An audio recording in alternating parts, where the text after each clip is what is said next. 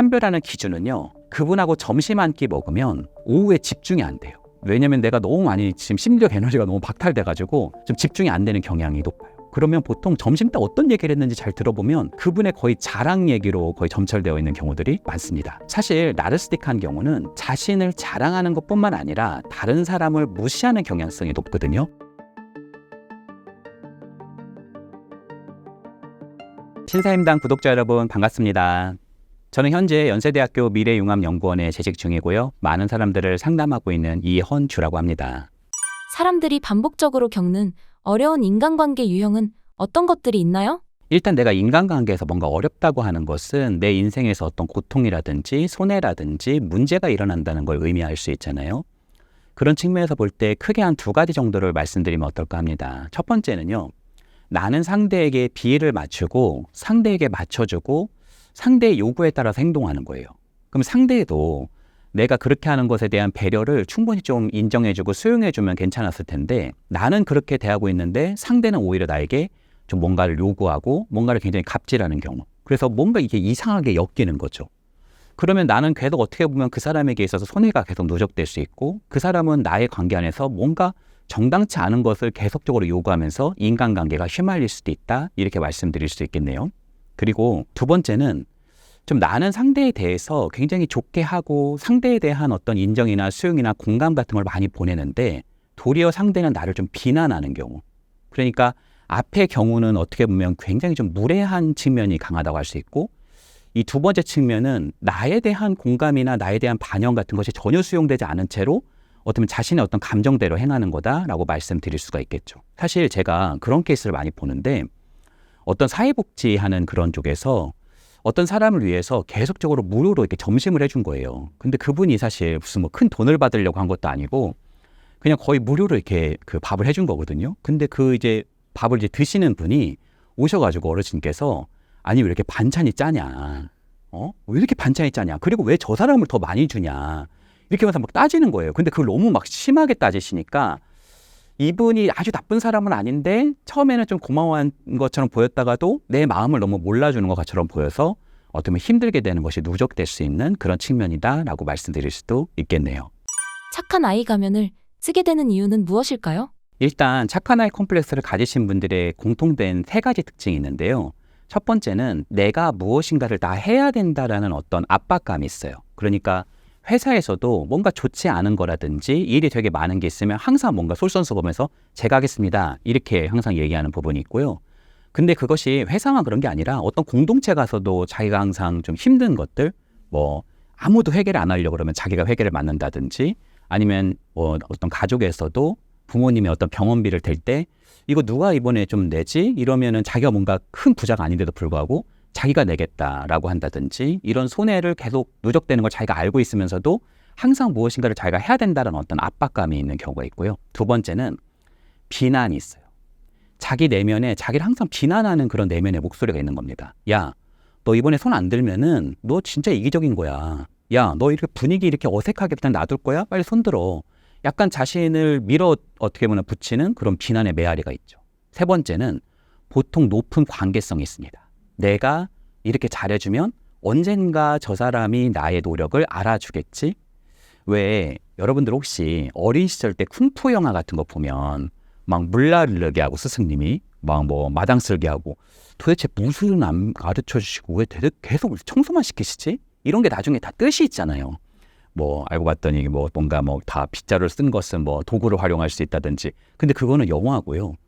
어떻게 보면 인생에 누적되어 있는 그런 높은 관계성을 나는 베풀었는데 그것이 좀 돌아오지 않는 측면들이 계속 반복되면서 착한 아이 콤플렉스의 가장 큰 피해자는 바로 나인 경우가 상당수 있다. 심지어 그것이 현재에만 그런 것이 아니라 아주 어린 시절부터 지금까지 반복되어 왔다는 특징들이 있다라고 말씀드릴 수 있겠네요. 그러면 나는 왜 그런 행동을 하게 되었을까? 보통은 착한 아이 콤플렉스를 가지고 있는 분들의 두려움은 내가 홀로 남을지도 모른다는 어떤 불안, 두려움이 숨겨져 있는 경우가 많습니다. 그래서 내가 모든 사람에게 좀 착해야 되고 모든 사람에게 내가 잘 보여야 된다라고 하는 그런 행동을 많이 하시는 분들은 내가 소외되고 홀로 남은 것에 대한 어떤 깊은 나의 역사에 상처들이 있지 않나? 그런 부분을 살펴보시는 것도 한 측면이라고 생각합니다. 내가 호구인지 판단할 수 있는 기준이 있을까요? 첫 번째는 상대방이 조금 나를 아무렇지도 않게 대한다는 느낌을 좀 받을 때가 있어요. 그러니까 별로 안 친한데 뭘 자꾸 부탁을 해요. 그러니까 원래는 내가 A의 부탁을 많이 들어줬거든요. 근데 B라는 분은 나하고 그렇게 친하지도 않아요. 근데 이제 A가 부탁하시는 거를 잘 보고 있다가 갑자기 B도 나한테 뭘 부탁해요. 갑자기 뭘 프린트를 뭘 뽑아온다든지 뭘 좀 나도 올 때 나 좀 뭐 좀 사오라고 그러든지 아니면 자기의 일을 뭔가 부탁한다든지 이렇게 미세하게 무엇인가를 작은 것부터 부탁하면서 들어오기 시작하는데 그것이 좀 즐겁지 않고요. 계속 뭔가 좀 불편하다는 느낌을 자꾸 받을 수가 있죠. 그리고 나의 심리적 경계가 있는데 그거를 너무 아무렇지 않게 자꾸 넘어온다? 이런 느낌을 받을 수 있어요. 그리고 이것이 좀 더 반복되었을 때 나에 대해서 존중하는 말투가 아니라 나를 조금 비아냥거린다든지 무시하는 말투 같은 거를 하는 경우들도 상당합니다. 너 좀 개그 캐릭터네? 이 말이요. 좀 듣기에 따라서 좀 안 좋을 수도 있고 좋을 수도 있잖아요. 조금 이렇게 애매한 말들을 해요. 운 좋았나 보네, 운이 좋았나 봐. 이렇게 표현하기도 하고요. 약간은 믿을 수 없다는 표정을 지면서 네가 한 거야? 야, 솔직히 말해봐, 네가 한 거야? 약간 이렇게 말을 한다든지. 그러니까 내가 한 노력을 운으로 말한다든지 아니면 내가 한 건데도 그걸 네가 한 거야? 라고 이렇게 의심하는 듯한 이야기를 듣는다든지 내가 뭔가 그분한테 승인받아야 되는 게 아닌데도 불구하고 이런 말투들이 굉장히 나타나는 경우들이 있죠. 그리고 이러한 요소들이 가득한데도 불구하고 내가 그것에 대해서 잘 거절하거나 나의 심리적 경계를 뭔가 지킨다기보다는 계속 말려 들어가면서 부탁이니까 이건 작은 부탁이니까 그냥 해주자. 지금까지도 내가 99를 해줬는데 지금 와서 내가 이걸 주장하면 지금까지 했던 공든탑이 무너질 거야 라는 생각 때문에 계속적으로 내가 말려 들어가는 경향들 이런 세 가지 특징들이 조금 나타날 때 어떻게 보면은 내가 좀 호구로서 좀 판별되고 있는지 아닌지를 한번 살펴볼 수 있는 지점이다. 이렇게 말씀드릴 수 있을 것 같습니다. 호구가 되지 않기 위해서 나를 보호하는 전략은 무엇인가요? 일단은 그 사람이 나에게 하는 행동이나 아니면 나에게 하는 말이나 나에게 하는 어떤 부탁들이 정말 무례한 건지 나를 정말 호구로 봐서 그러는 건지 아니면 그냥 친근함의 표현인지를 조금 살펴보는 자세가 필요합니다. 근데요. 나는 이미 깊이 들어와 있기 때문에 그것을 조금 판별할 수 있는 그런 어떻게 보면 객관적 기준이 잘 없을 수 있어요. 그래서 조금은 나에게 지지적이고 괜찮은 사람들한테 가서 내가 구체적인 사람에게 좀 어떤 상황에서 이런 일을 겪었는데 이게 좀 반복되고 있다. 근데 이 사람이 나를 진짜 이렇게 볼게 있는 게 맞는지 아닌지 내가 좀 예민해서 그러는 건지 이런 부분을 좀 너르게 오히려 좀 깊게 좀 물어보고 그 부분에 대한 대화를 해보는 게 좋고요. 나는 그런 사람이 없다. 그러면 저희와 같은 그런 전문가와 함께 아주 구체적인 사례를 들어서 얘기해보는 연습도 상당히 필요할 수 있다. 여러분 혹시 이용당하는 사람 옆에는 누가 있어요? 이용하는 사람이 있죠. 그렇죠? 그 이용하는 사람이 만약에 있다면 아무에게나 그러는 것이 아니다. 만약에 나에게 그런 것들이 누적되고 있다면 그런 부분들이 상당수 진행되었을 수 있으니까 그런 부분을 조금 여러분들이 여러 사람들과 함께 논의해보는 부분들도 필요할 수 있다라고 말씀드릴 수 있겠죠. 그리고 두 번째는 평소에 나를 좀 잘 관리하고 돌보는 연습이 좀 필요할 수 있어요. 여러분이 만약에 타고 다니는 차가 롤스로이스면은 굉장히 여러분들이 어떻게 보면 소중하게 대할 거잖아요. 근데 만약에 여러분들이 타고 다니는 차가 다음 달에 폐차할 차예요. 그러면 막 아무 때나 타고 다닐 거란 말이에요. 그러니까 여러분들이 나 스스로를 어떻게 대하고 있는지, 나 스스로를 얼만큼 잘 돌보고 있는지 이런 지점들도 여러분이 조금 획득해야 되는 부분이다라고 말씀드릴 수 있고요.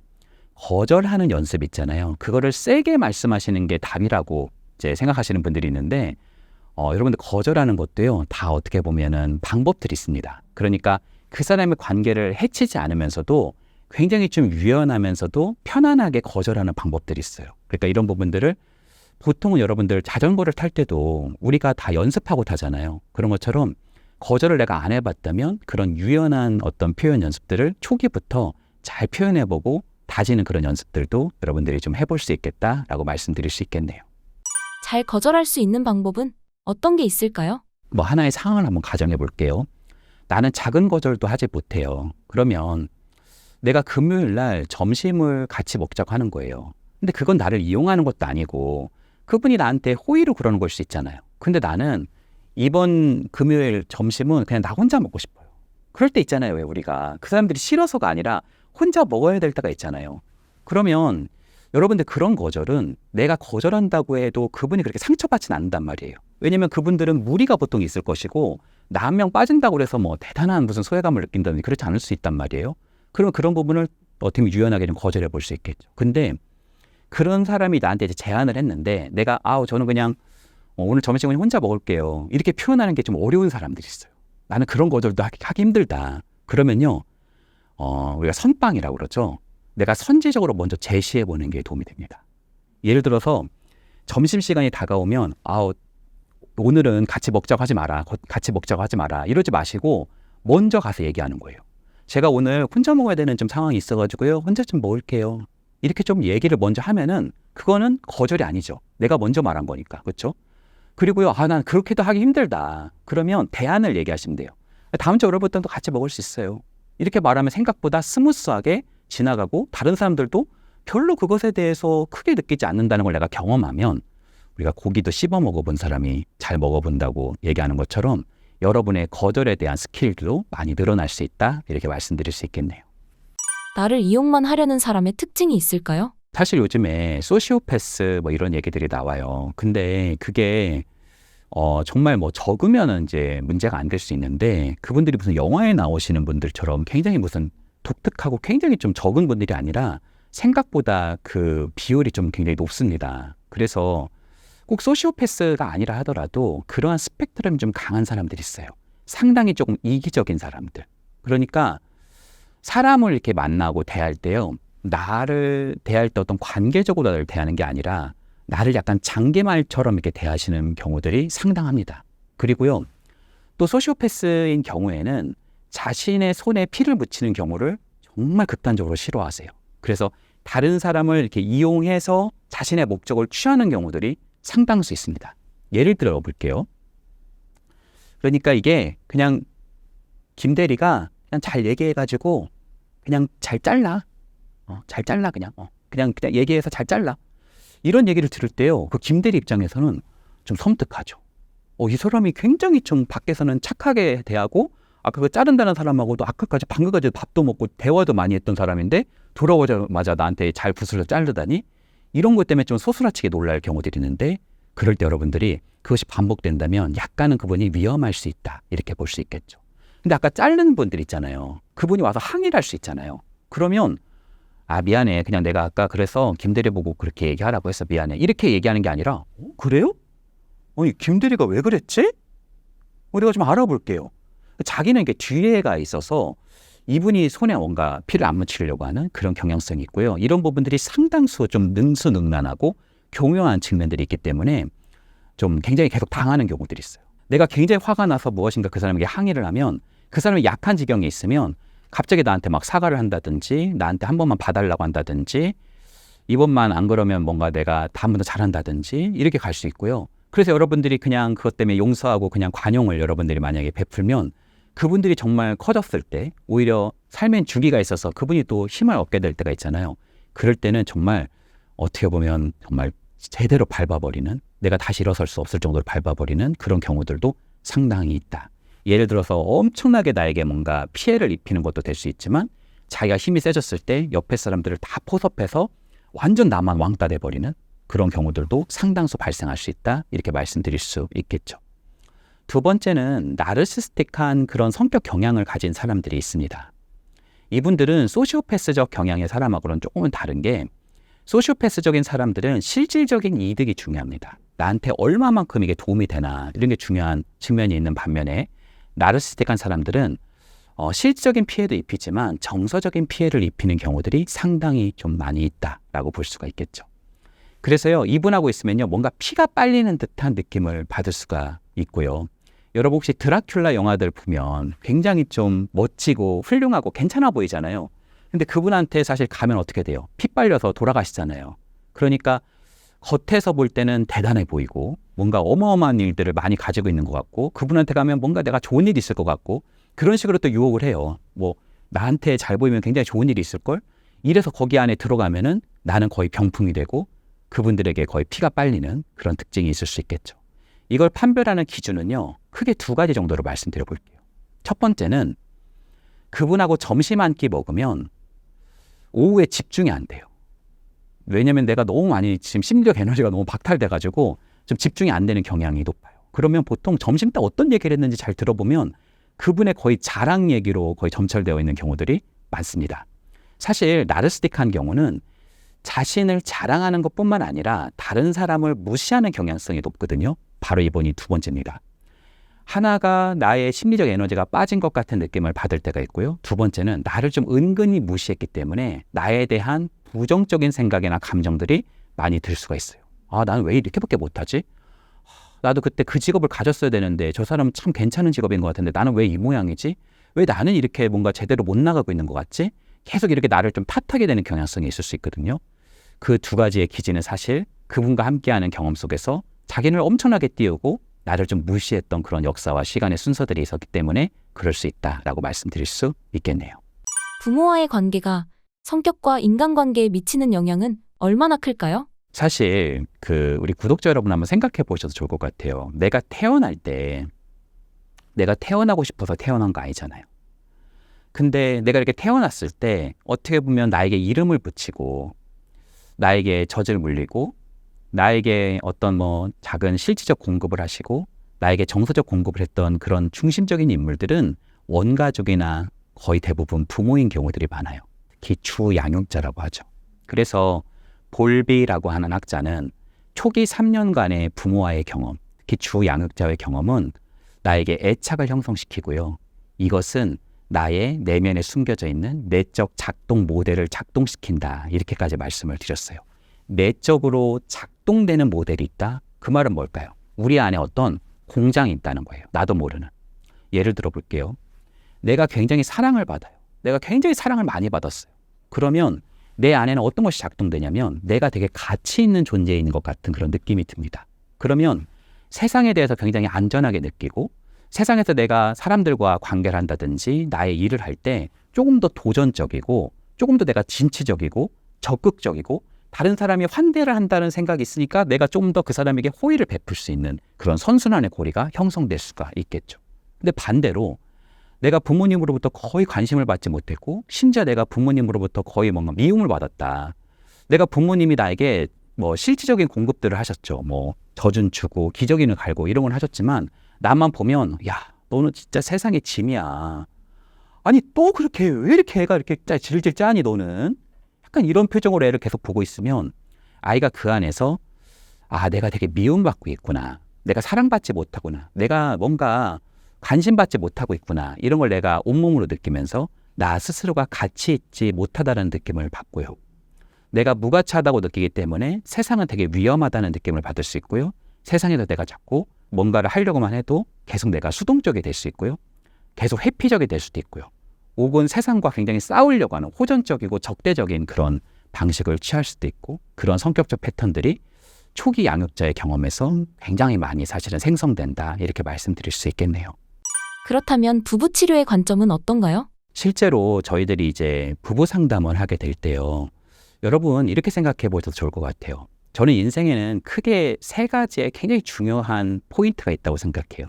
첫 번째는 누구에게서 태어났느냐. 이게 되게 중요한 부분이잖아요. 그렇죠? 두 번째는 내가 어떻게 죽느냐. 되게 중요한 거 아니에요? 삶과 죽음이라고 하는 법이잖아요. 근데 저는 그만큼 중요한 게 누구와 결혼해서 평생을 함께 살아가느냐. 내가 결혼 안 할 거면 상관없는데 결혼을 할 거면 여러분 생각해 보시면 자녀도 한 20살 정도 되면 떠나잖아요. 그럼 마지막까지 남는 존재가 어떻게 보면 부부관계일 수 있단 말이에요. 근데 그 부부관계가 지옥인 경우들이 있어요. 그럼 나는 애초에 왜 이 사람이랑 결혼을 했을까? 내가 누군가에게 태어나고 내가 어떻게 죽는지는 내가 선택할 요소가 아닌 것 같아도 내가 누군가하고 만나는 건 내 선택인 것 같은데 무슨 지금의 조선시대도 아니고 왜 이 사람하고 만났을까? 거기에는 나의 어떤 애착의 경험들이 숨어있는 경우들도 상당합니다. 그런 치료들이 있어요. 대표적으로 정신분석적 치료가 있고요. 또 이마고 부부 치료 같은 것들이 있습니다. 예를 들어 볼게요.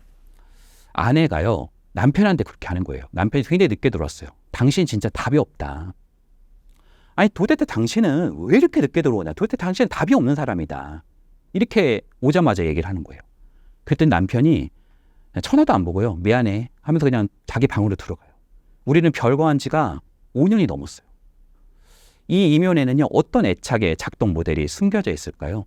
사실은 그 안에 이면에는 상당히 좀 관심받지 못하고 외로웠었던 남편의 어떤 부재, 그 속에서 자기가 항상 독박 육아하면서 남편이 언제 들어오지 이 사람이 이때는 들어올까 하고 있었던 그런 역사들은 애착의 지점, 외로움과 엮여져서 어떻게 보면 숨어있는 그런 또아리를 두고 있는 패턴들이 숨어져 있을 수 있고요.